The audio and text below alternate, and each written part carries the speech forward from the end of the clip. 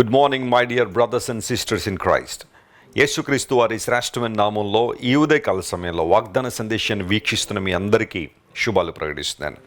యేసుక్రీస్తు ప్రభు యొక్క కృపా సమాధానములు ఎల్లప్పుడూ మీకు తోడై ఉండునుగాక. లేఖనాల్లో మనం ఎన్నో వాగ్దానాలు చూస్తున్నాము. ప్రతిరోజు ఉదయాన్నే లేచిన తర్వాత ప్రార్థన చేసుకుని దేవుని వాక్యాన్ని చదువుకున్న తర్వాత ఒక వాగ్దాన సందేశాన్ని మనం వింటున్నాం. ఈ సందేశాలు మన జీవితాలకు గొప్ప దీవెన మరియు ఆశీర్వాదాన్ని ఇస్తూ ఉంటాయి. క్రీస్తు ప్రభుతో నింపబడిన జీవితం ఆశీర్వాదకరమైన జీవితం.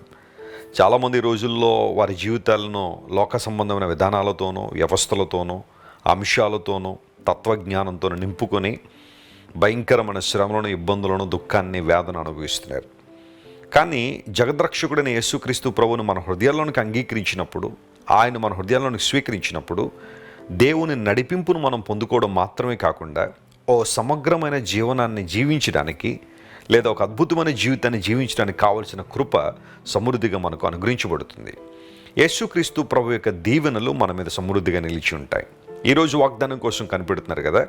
పరిశుద్ధ గ్రంథాలు తెరిచి నూతన నిబంధనలో అపోస్తలుడైన పౌలు ఫిలిప్పీ సంఘానికి రాసిన పత్రిక, ఫిలిప్పీలకు రాసిన పత్రిక 4వ అధ్యాయం 9వ వచనాన్ని ఈరోజు ధ్యానాంశంగా మనం చదువుకుందాం. Philippians chapter 4 and verse 9. మరియు మీరు నా వలన ఏవి నేర్చుకుని అంగీకరించితిరో, నా యందున్నట్టుగా ఏవి వింటిరో, ఏవి చూచితిరో అట్టి వాటిని చేయుడి. అప్పుడు సమాధానకర్తయగు దేవుడు మీకు తోడయుండును. The God of peace shall be with you. సమాధానకర్తయగు దేవుడు.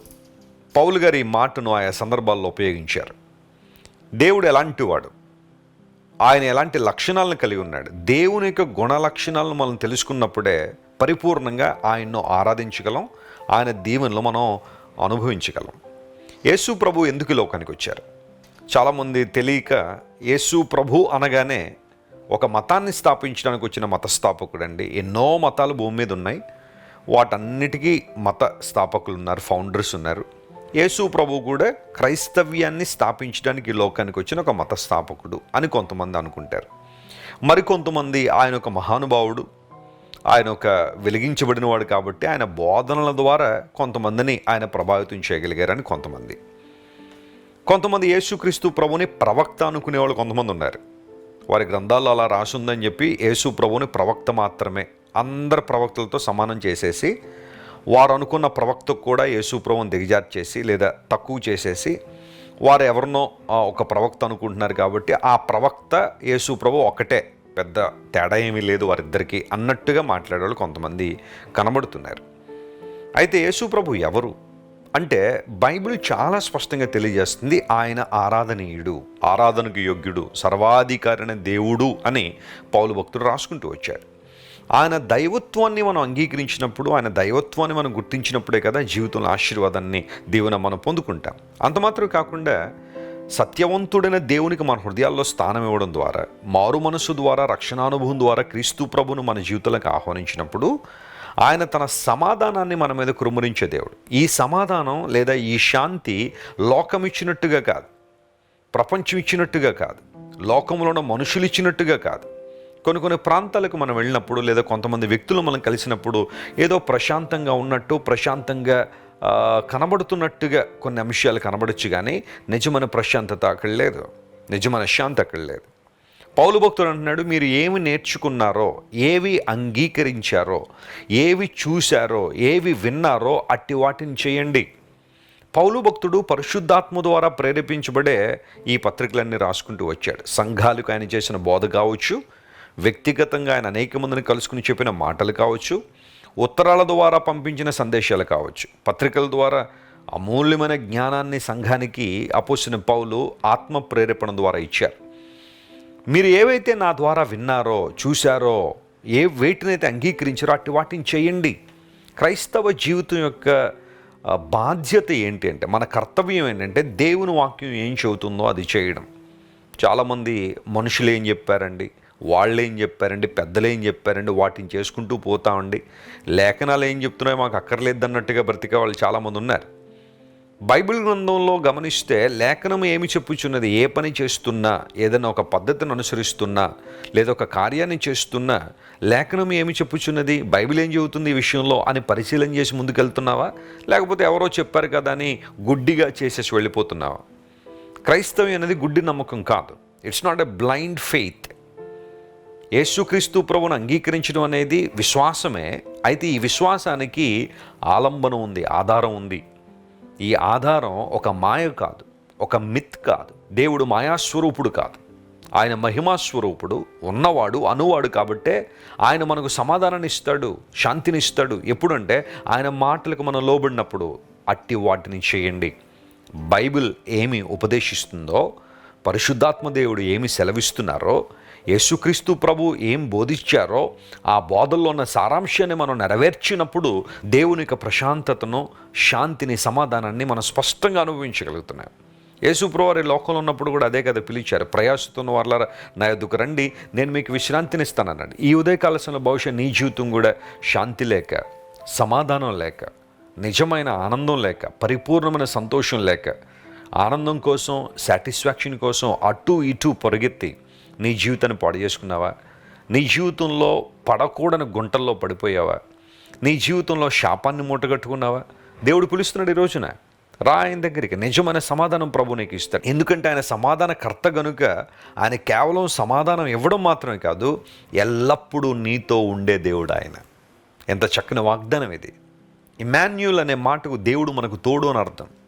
మనం దేవుని తోడని కాదు, ఆయనే మనకు తోడుగా ఈ లోకానికి వచ్చారు. ఆయన ప్రసన్నత, ఆయన మహిమ, ఆయన ప్రభావము నీకు నాకు తోడుగా ఉన్నందువలన దేవుని కొరకు గొప్ప కార్యాలు మనం చేస్తాం. చైనా దేశాన్ని సువార్త జ్వాలతో నింపిన గొప్ప దైవజనుడు హడ్సన్ టాలర్ యొక్క అవసాన దశలో ఎవరు అడిగారు, అయ్యా ఇన్ని గొప్ప కార్యాలు మీరు ఎలా దేవుని కోసం చేయగలిగారు? చైనా దేశంలో దేవుని సువార్తను ఇంత విస్తృతంగా ఏ విధంగా వ్యాప్తి చేయగలిగారు అని అడిగితే హడ్సన్ టాలర్ ఇచ్చిన సమాధానం, దేవుడు నాకు తోడై ఉన్నాడు కాబట్టి.